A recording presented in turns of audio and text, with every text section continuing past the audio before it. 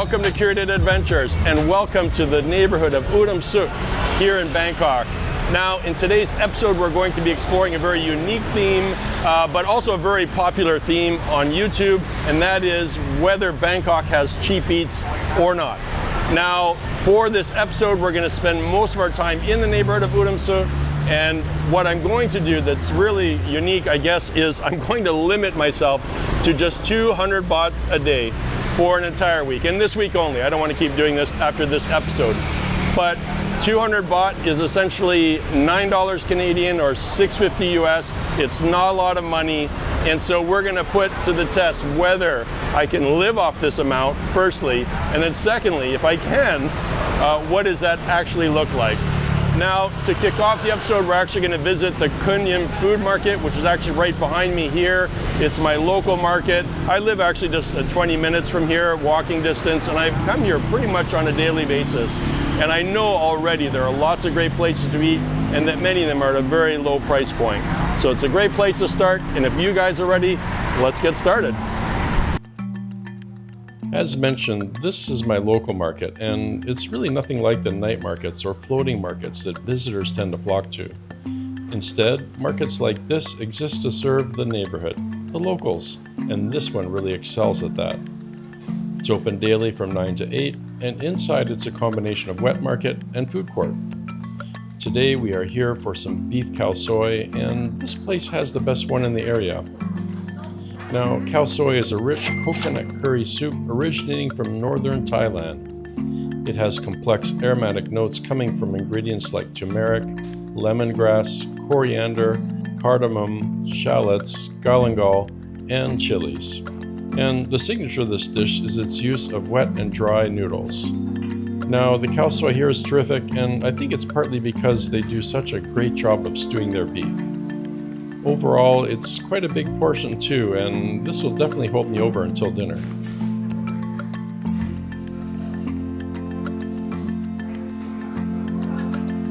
And for dinner, I decided to return to the market. The truth is, I've been craving some chicken rice, and there's a little spot that does a nice curried rice with roast chicken. They also do a number of other chicken and rice dishes, and even sell the chicken by itself, but this is the one for me. Now, it's a simple dish. It's pieces of roast chicken with dried shallots on a curried rice, and it comes with a chili garlic sauce that adds a nice punch of flavor. It's exactly what I'm looking for tonight. Afterwards, I grab a couple of coconut waffles and some fresh orange juice on the way out. All right, so it looks like I've spent a little bit more than budget. I've actually spent $210. I couldn't resist getting 2 of these. She was making them fresh, and these waffles that she makes there, you know, you wouldn't think they would be good, but they're absolutely unbelievable. I get them probably every 2 days. I'm addicted to these waffles, and so I'm very happy I got 2 of these. But my other addiction is this fresh squeezed orange juice, which is 20 baht. And I couldn't choose between 2 waffles, fresh squeezed orange, so I got them both. Ready to enjoy them, but tomorrow I'll have to make amends. Tomorrow we got to get the spending down to 190 because I'm 10 baht less. But for now, I'm going to enjoy this moment.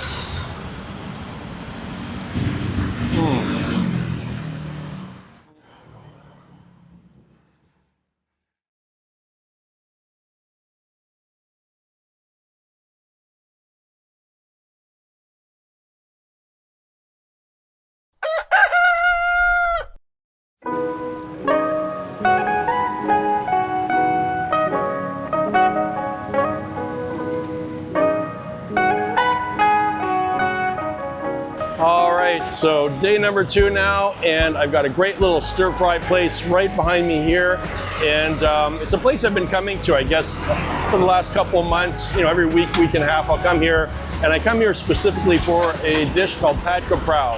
Now, what Pad Kaprao is, it's one of the signature dishes of Thailand, and it's essentially a basil stir-fry, and it's wildly popular with the locals, very common, you'll see it everywhere, but it's also a dish that I make every single week when I'm in Canada.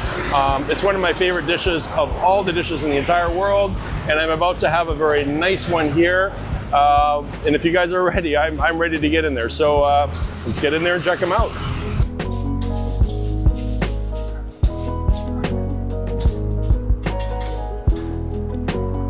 The thing with pad kra prao is you can choose your protein, and here they have a nice selection of meats and seafood. Today I'm having the moo crab, or fried pork belly, which is my absolute favorite. I'm also getting an egg, but I've recently learned that you can actually get 2 eggs. Anyways, the trick is to use your fork and spoon to loosely blend everything together. This ensures that each bite will be flavorful. Speaking of flavors, the ingredients list for this dish is fairly short. There's meat, which is usually a minced pork, and holy basil, but there's also soy sauce, oyster sauce, fish sauce, Thai chilies, garlic, shallots, and sometimes sugar. Now, pad kra prao can be fairly spicy, but I have yet to find a place that will make one Thai spicy, even when I ask for it. It doesn't matter though. This dish is wildly delicious and incredibly satisfying on this sunny Tuesday morning.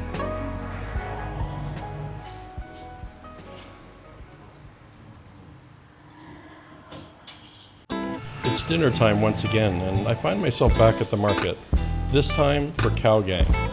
Now, to inexperienced eyes, khao gang might look like a Thai buffet of some kind, but it's actually something different altogether.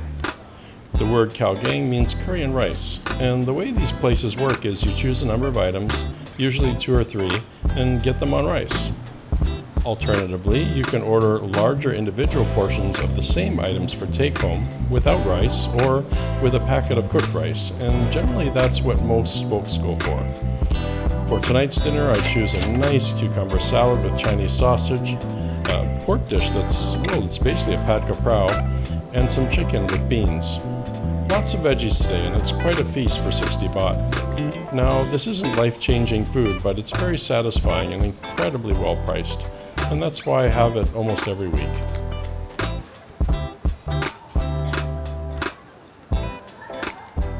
All right, so we're at the end of day number 2, and I'm happy to say we got our fiscal house in order. We actually have a surplus of 5 baht, so now we have 5 baht that we can use across the next 5 days. But more importantly, I didn't have to sacrifice anything to get there. So we started off the day with that beautiful pad kra prao with that crispy moo crab and that runny egg for 70 baht. Incredible.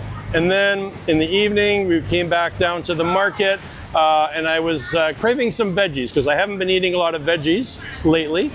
So I went straight to my khao gang guy, and my khao gang guy delivered. I got 3 items on rice, 60 baht, lots of veggies. And the best part is I didn't have to sacrifice on flavor at all. It was very delicious. And you know, at that point, I could have really just cut it off there, gone home, and I wouldn't have gone to bed hungry. And I'd also have a bigger surplus. But no, I'm not going to do things like that. So I went straight to my bao guy. Got my favorite bao that they have there, which is a pork and red bean bao, very delicious. And then I went and got a big giant bag of that sliced watermelon.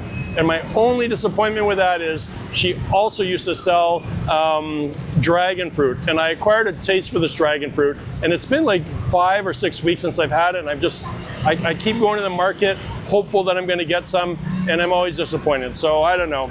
The watermelon's very delicious, but please come back, dragon fruit, I need you. Anyways, we've got lots more eating to do. We got 5 more days to go. I still have money, so we'll see you tomorrow.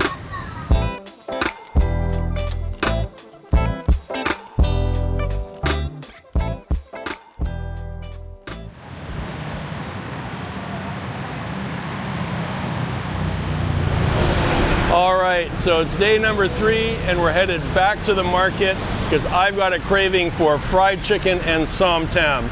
And the 2 places we're going to have the best ones that I've found so far in Bangkok. Now, if we fast forward to this evening, we're going to be going to a little place that does Isan food for dinner.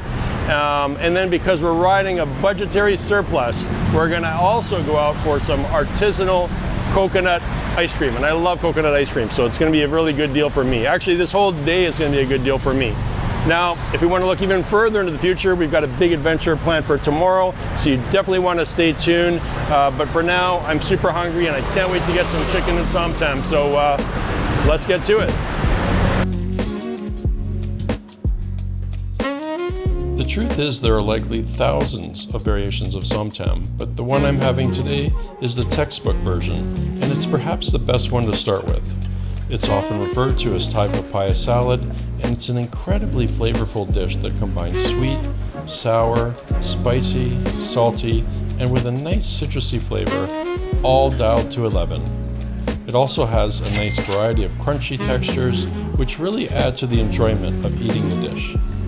A Thai papaya salad is made using papaya, long beans, unripened tomato, peanuts, dried shrimp, fish sauce, palm sugar, lime, and chilies. If you're having one for the first time, ask for my pet or no chilies, because this dish will automatically be a little spicy without any chilies added. Now, in my view, this is the definitive Isan dish. It's not refined like French food, as an example. Instead, it does its business with brute force. And I must say, this is for sure one of the most delicious things I've ever eaten. Now, there are some Michelin restaurants in town that make refined versions of som tam, but in my view, I think the spirit of the dish gets lost in the refinement process. Why change perfection? Next up is the fried chicken, which is actually made by the same folks who do the som tam. Now, they've got a variety of pieces you can buy, but I always go for the big one, which at only 50 baht feels like the deal of the century. It has a light, crispy batter, and the chicken is incredibly juicy. This could be the best fried chicken in Bangkok, and combined with an order of som tam, you'd be hard-pressed to find anything better.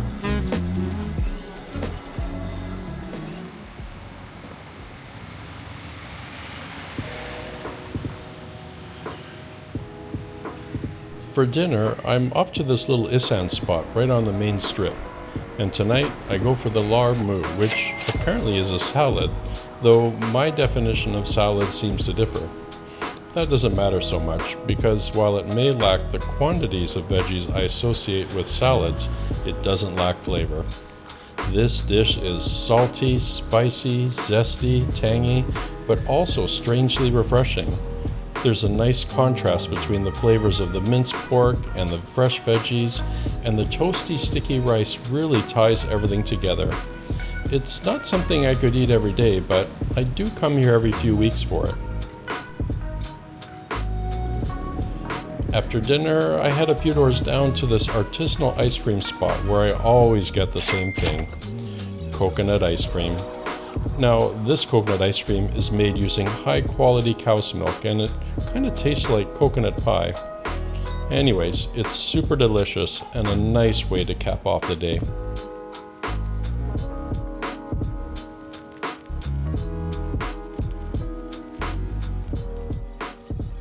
All right, so we had a very delicious day number 3 here on this episode, and it all started off with that trip to the market for that beautiful fried chicken, that beautiful som tam.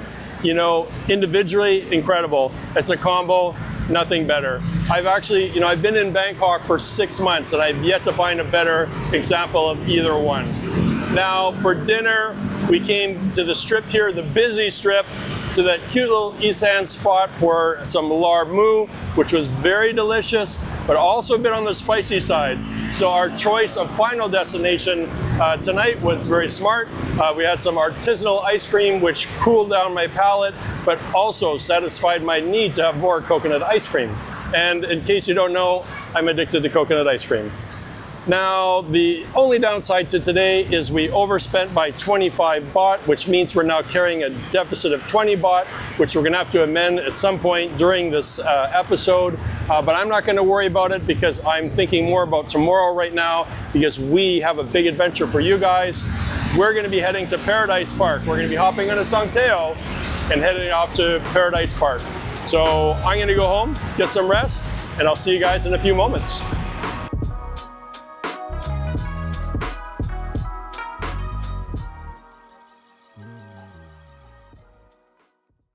All right, everyone, so it's Thursday, which makes it day number 4, and boy, do we have an exciting adventure for you guys today. We are going to be going to Paradise Park, which is this uber local shopping center. It's about, I guess, an hour walking distance from where I'm standing. But of course, I'm not going to be walking. I'll be taking a songtail. And if you have no idea what a songtail is, it's essentially these little red trucks that you see driving around town everywhere. And I remember the first time I came to Bangkok, I had no idea what these things were. There's red trucks driving around full of people. Where are they going? But today I now know that the songtail is perhaps the greatest form of public transportation in the history of public transportation. I love the songtail. They only cost 8 baht to ride, and the one in my neighborhood actually starts at Udomsuk BTS and can take you all the way to the MRT monorail, the Yellow Line, or to Seacom Square, or to Paradise Park, which is where we're going. Now, all I've got to do is just cross the street over where the songtail stops and wait for my songtail, and that's what I'm going to do. So if you guys are ready, let's get started.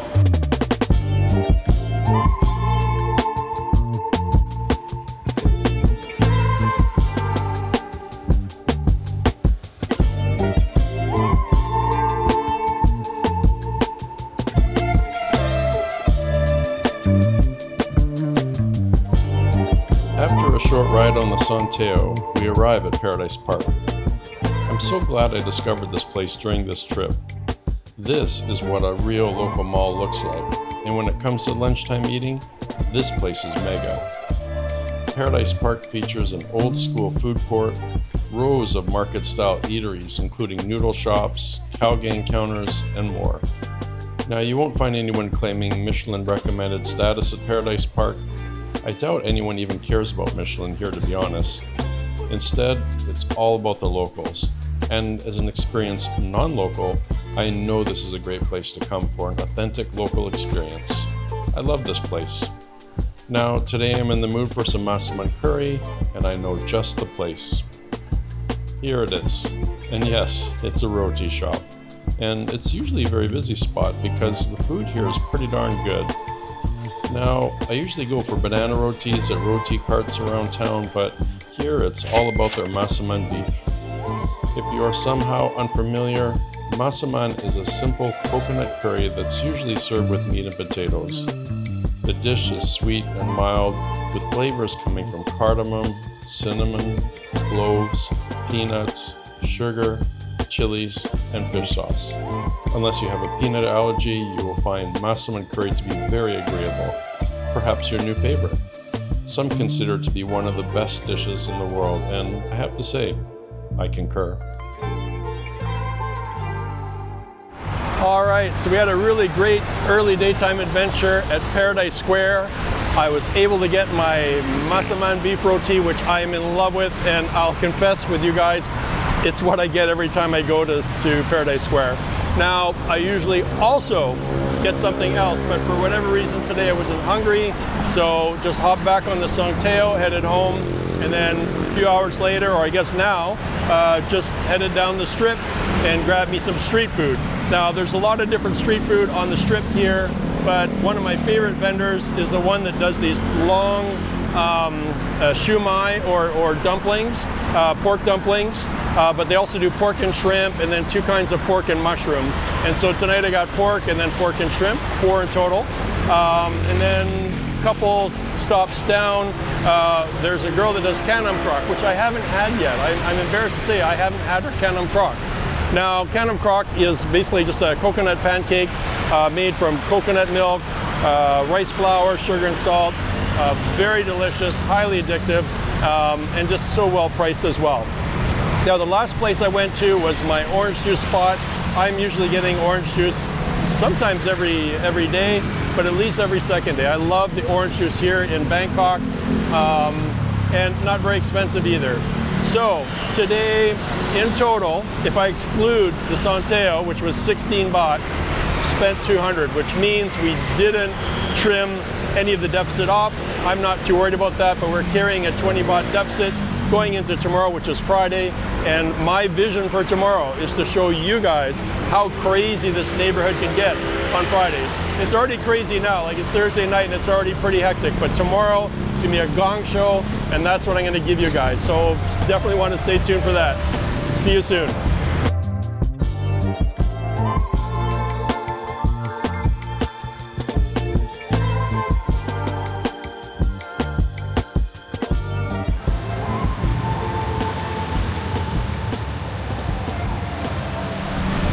All right, so it's Friday finally, and that makes it day number 5, and I'm standing in front of the Khun food market. We're going to be heading in for breakfast in just a moment, and I'll be having a really beautiful pork noodles dish with some wontons, but it's really going to be a low-key affair. Now tonight, we'll be returning to the same spot, and I'm going to show you what 6 p.m. on a Friday looks like in this neighborhood. It's absolutely nuts. It's the absolute worst time to come for dinner, to be honest with you, but I really want to show you just how electric this neighborhood is. So that's what we'll be doing tonight, but for now, it's going to be a low-key breakfast, a delicious breakfast. So if you guys are ready, let's get in there for breakfast.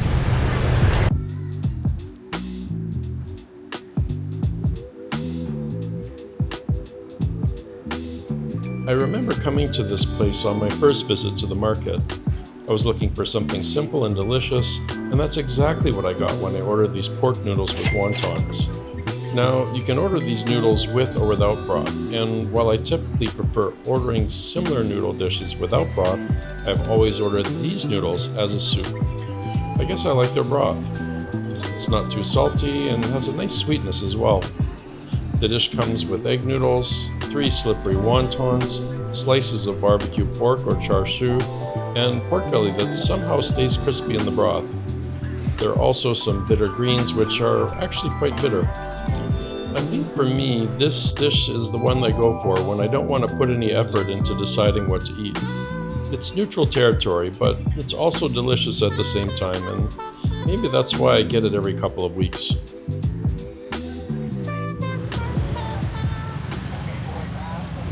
Before you know it, it's dinner time, and there's certainly some activity on the street, but it's strangely quiet for a Friday night.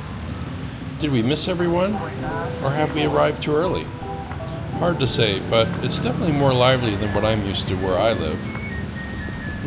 Looks like they're packing the songteo pretty good, but there are usually 5 or 6 in the queue, and the lineup for the scooter taxis seems almost non-existent tonight. Maybe we should head into the market and check back later. Alright, time to eat.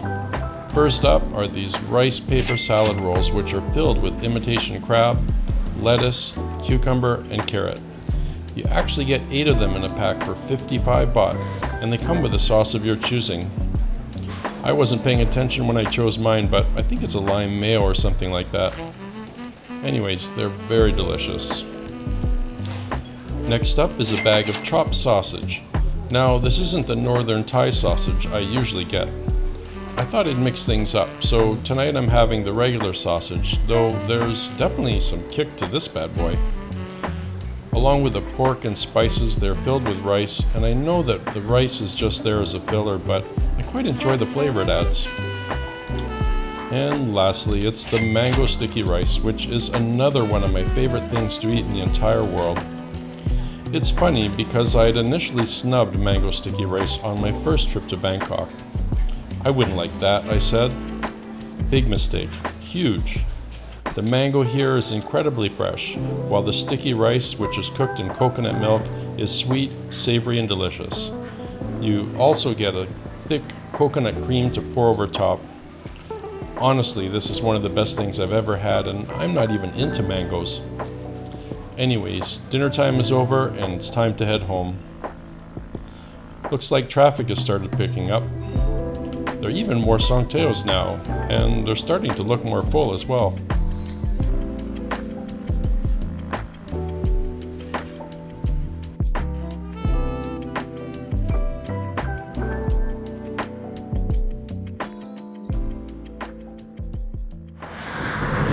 Alright, so it's day number 6, it's Saturday, and I have to confess, when I woke up today, I had no idea what I was going to be eating today, so I just headed down to my trusty market, and it took me only a few moments to figure it out. It's that yellow beef curry, which I've had a number of times. It's a beautiful curry. It has a nice little bit of heat to it as well, and it was only 80 baht, which thrust me into making my next choice, this beautiful passion fruit smoothie, which I actually do get once a week. I try not to get it more than once a week because it has a lot of sugar, albeit all natural sugars. It's still a lot of sugars, but I do like to treat myself, and I do love passion fruit. So those were the two things that I had today. Now, I have no idea what we're gonna do tonight. I'm starting to lose inspiration because I want to venture out of this episode and start spending more money. But at the same time, everything has been delicious. I have been enjoying myself, and there's only a day and a half to go. So, well, stay tuned. We got to see this thing through, right?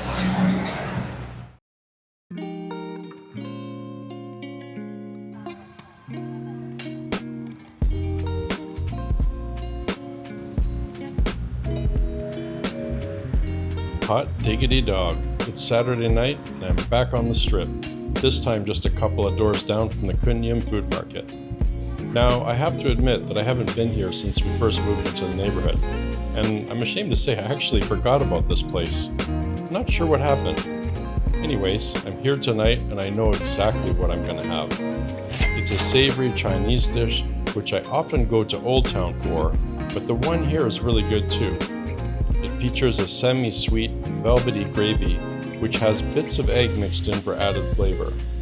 Then there's the crispy egg noodles, which slowly absorb the moisture from the gravy, so the texture of the noodles change as you eat the dish. A highlight for sure are the slices of super tender pork, and there are a surprisingly generous amount here. There's also a nice quantity of bitter greens as well. It's a pretty impressive dish for 60 baht. And with prices like that, I can always afford a bottle for the table.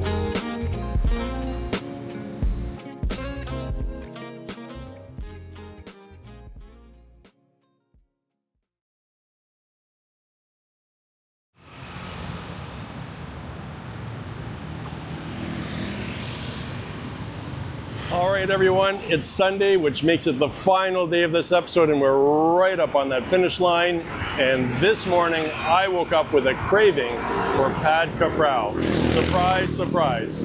Now, we could very easily just go back to that little place, that stir-fry place we went to at the beginning of this episode, and have a great little pad kaprao there. But I've already decided that we're going to go someplace new, someplace I've never been to before, and it's actually been on my list of places to check out in this neighborhood for over 3 months. So I'm going to use this episode as an excuse to go check them out.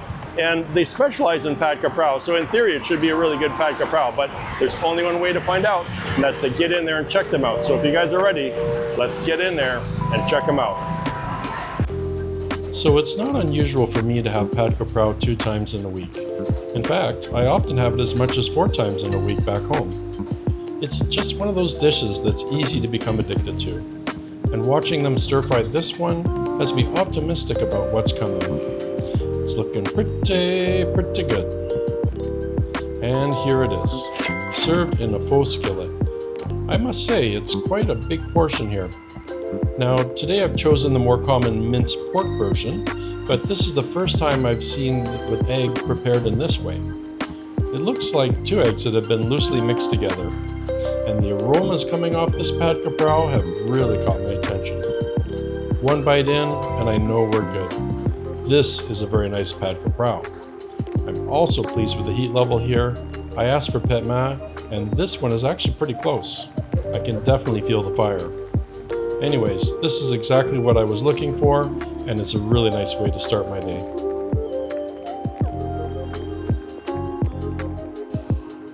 Later that afternoon, just before 4 p.m., I head to the place where it all started for us, the Khun food market.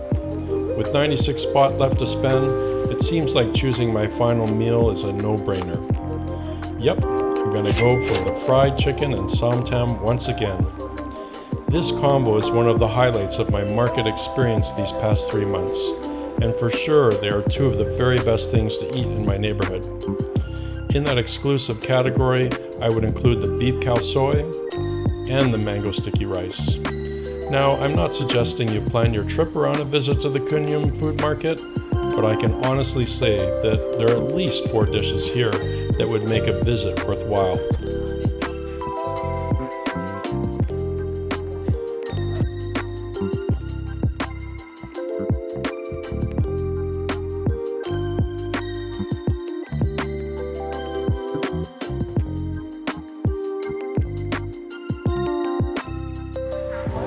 right, so we've reached the end of our episode, and I'm happy to say I have answers for both questions that we asked at the beginning of this episode. And the first one was whether there are cheap eats in Bangkok or not. And the answer is a resounding yes. If you watch this entire episode, you've seen firsthand. The video evidence is there. And I was there too, so yes, 100%. Now, I made the choice to do the entire episode primarily in the neighborhood of Udomsuk, but I know from experience, having lived in Thailand, flew last year as an example, that there are many other neighborhoods where you can live off 200 baht a day. That said, if I was coming to Bangkok as a budget traveler, let's say for 7 or 10 days, I would aspire to come with more money. So if you got to go steal some hubcaps or borrow money from grandma, you definitely don't want to do 200 baht a day. I think 500 bare minimum, maybe 1,000 makes more sense on average. That said, here's an interesting point. So we did the cheap eats thing. I've been living here for 4 months, right? And I'll go out and do the big spending excursion in the daytime, and then I'll offset my expenses by dining here in the neighborhood. I can come have a Khaosoi for 80 baht. So I'm able to be a bit spendy in the day and save some money in the evening, and it really works with the budget that I'm working with for my 4-month stay. Now, the side effect also, I should probably share this, the side effect is I've really come to love this local neighborhood situation, living in Udomsuk, living with the locals. I mean, there are some expats here, but not very many. So every day I'm engaging with locals, seeing them, and just being a part of their community as much as I can. I don't speak Thai, unfortunately, but I've integrated myself here, and I've really enjoyed their company. I guess the bottom line is I really like Thai people. And when I go back to Canada, I'll miss the excursions, but I think I'll miss this part the most. The stuff we did in this episode, that's what I'm gonna miss the most. So anyways, that's my final say on it. If you like today's episode, of course, you want to hit the like button. And if you'd like to support the channel, hit subscribe. But actually, if you want to see next episode, and if you're coming to visit Bangkok, you definitely want to see next episode, you definitely want to hit that subscribe. But whatever you decide to do, thank you so much for watching, and we'll see you next time.